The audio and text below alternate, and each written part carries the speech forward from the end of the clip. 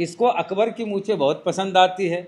इसने कभी कहा है कि अकबर की मूछें हमें पसंद नहीं है, उस पर थूकने उगने का मन करता है। अभी अकबर होते तो अकबर की मूछों में ये अजीत भारती तेल लगाता। चंद्रशेखर आजाद रावण की मूछें किसको प्रभावित कर रही है, जो इसको दिक्कत हो रही है, इसीलिए चिढ़ता है। इसको चिढ़ है कि दलित मूछ क्यों रखता है। इसको चंद्रशेखर की मूछों से दिक्कत नहीं है, उन तमाम दलितों के मूछें रखने से दिक्कत है जिनके मूछें रखने से कोई कोई हो सकता प्रभावित होता हो। अगरी जात का एक सरफिरा अजीत भारती दलित पिछड़े के खिलाफ, आरक्षण के खिलाफ, यूजीसी के खिलाफ जहर उगल रहा है। इतना ही नहीं, चंद्रशेखर रावण जी को भी वो गाली दे रहा है। उसके बाद उस पर FIR भी होती है। बात करेंगे क्या मामला है। बेसर हैं, आपने सुना ही होगा अजीत को, वो लगातार जहर उगल रहा है। कैसे देखते हैं? भाषाई लंपट है, ये तो हम पहले भी कह चुके हैं अजीत भारती। और वो चंद्रशेखर आजाद रावण पर टिप्पणी किया, उनकी माता बहन जी को गाली दिया, जाति सूचक बातें भी कही। और हुआ क्या कि वो फेसबुक पे या यूट्यूब पे कहीं लाइव कर रहा था, तो कमेंट में किसी ने उसको कहा कि अपनी बहन की शादी चंद्रशेखर आजाद रावण से करवा दो, आरक्षण खत्म हो जाएगा। अब कोई व्यक्ति ने उसको कमेंट किया, अब उस पर इसने चंद्रशेखर को गाली। अब यहाँ चंद्रशेखर आजाद रावण की क्या गलती है? अब FIR हो गया SC/ST एक्ट के तहत। तो अजीत भारती का कहना, चूंकि कमेंट करने वाला क्षत्रिय था, वो बता रहा है कि हम क्षत्रिय हैं, इसलिए हमने उस क्षत्रिय को बोला, इसलिए मेरे ऊपर SC/ST एक्ट नहीं लगेगा। ये कहाँ से इतना जाहिल लंपट लोग है। हम किसी भी जाति के व्यक्ति के समक्ष किसी दलित व्यक्ति को, ये जानते हुए कि वो दलित है, उसका अपमान करते हैं, उसकी माँ बहन को गाली देते हैं, जाति सूचक शब्द बोलते हैं, तो FIR तो होगा ही और SC/ST एक्ट तो लगेगा ही। SC/ST एक्ट के अलावे और BNS की कई धाराएं लगती है, सजा उन धाराओं में होती है। SC/ST एक्ट भी सजा है, लेकिन मुख्य सजा जो है वो काम क्या किया है, गाली दिया, अपमानित किया, SC/ST एक्ट लगा। मेन SC/ST एक्ट का होता है कि इसकी गिरफ्तारी अविलंब हो, ताकि कोई दूसरे लोग SC/ST को अपमानित ना करे, जाति सूचक बात ना कहे। अब इसके पास इतना ही ज्ञान है कि कहा कि चूंकि मेरे ऊपर क्षत्रिय ने कमेंट किया था और मैं क्षत्रिय को बोल रहा था, भाई तो इसमें क्षत्रिय गाली दिया तुमको, क्षत्रिय तुम्हारी बहन के बारे में बोला, तो तुमको चुल्लू भर पानी में डूब मरना चाहिए। कि अगड़ी जात का व्यक्ति तुमको कह रहा है कि तुम अपनी बहन को चंद्रशेखर आजाद रावण से शादी करा दो, कोई दलित तो नहीं बोला, और तुम गाली देने लगे दलित को। नहीं, उसमें तो कहता है कि चंद्रशेखर रावण की मूछें हमको पसंद नहीं है। अरे चंद्रशेखर आजाद रावण की मूछें किसको प्रभावित कर रही है, जो इसको दिक्कत हो रही है। इसको अकबर की मूछें बहुत पसंद आती है। इसने कभी कहा है कि अकबर की मूछें हमें पसंद नहीं है, उस पर थूकने उगने का मन करता है? कभी बोला है वो? अकबर की मूछें इनको बहुत पसंद है, बहुत प्यार करते हैं। अभी अकबर होते तो अकबर की मूछों में ये अजीत भारती तेल लगाता।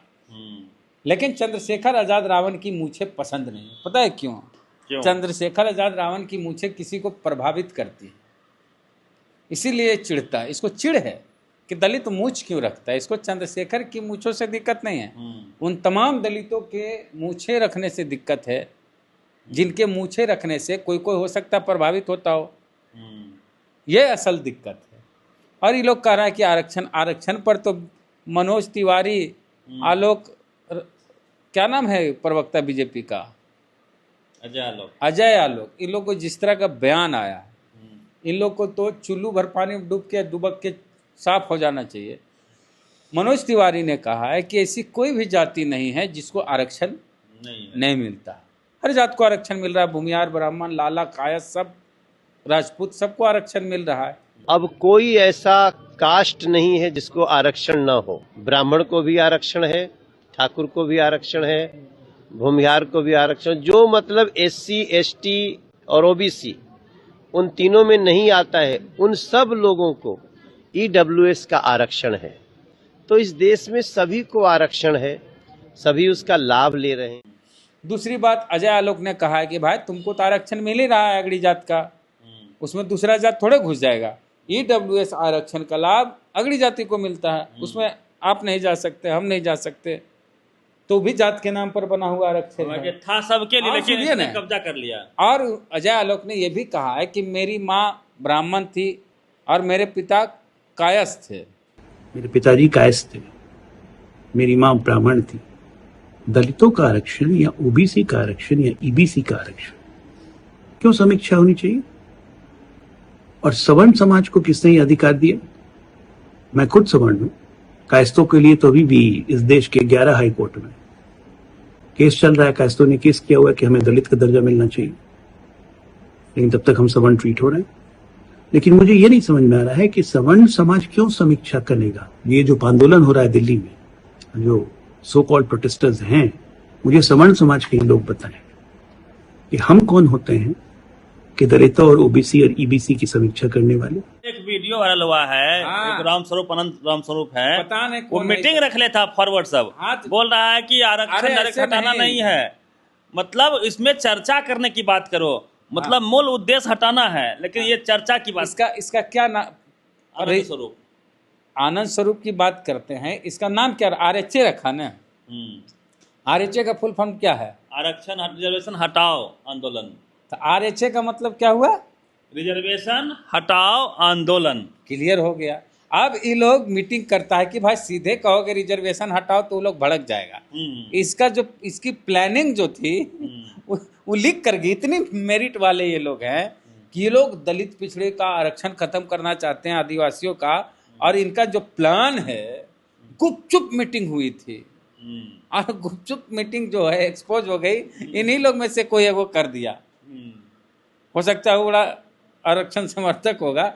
दलित पिछड़ों को बेवकूफ बनाने के लिए ये लोग कह रहा है गुप्त मीटिंग में कि हम लोग सीधे तौर पर ये नहीं बोलो कि हम लोग आरक्षण खत्म कर देंगे, इसको कहो रिफॉर्म करेंगे, ताकि ये लोग भड़के नहीं। और हमको फुसलाना है गरीबों को, दलितों को, जो गरीब दलित हैं चाहे जो है, हैं? तो इसका तो भंडाफोड़ हो गया।